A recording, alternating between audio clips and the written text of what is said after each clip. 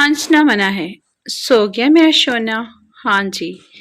फिर रिप्लाई कैसे किया मेरे सोना ने? मैं सोना का बाप बोल रहा हूँ।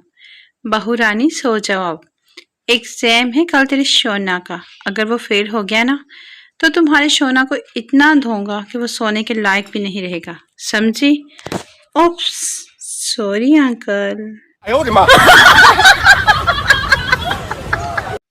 जो मैंने अम्मी से पूछा कैसी हैं आप? जवाब मिला नेट नहीं चल रहा या फेसबुक वाली माँ ऑनलाइन नहीं हुई आई। जो ये माँ याद आ गई।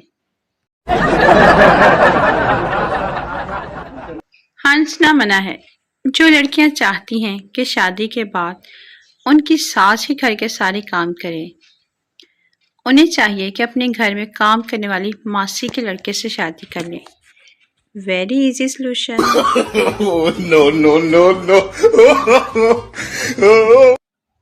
जो किसी को मुझसे अगर कोई मसला है तो मुझे बिल्कुल भी ना बताएं, क्योंकि मेरे अपने बहुत से मसले हैं। शुक्रिया।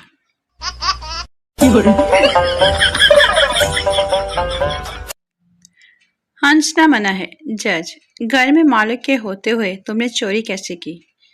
चोर साहब, आपकी नौकरी भी अच्छी है, तनख्वाह भी अच्छी है, फिर आप ये सब सीखकर क्या करोगे?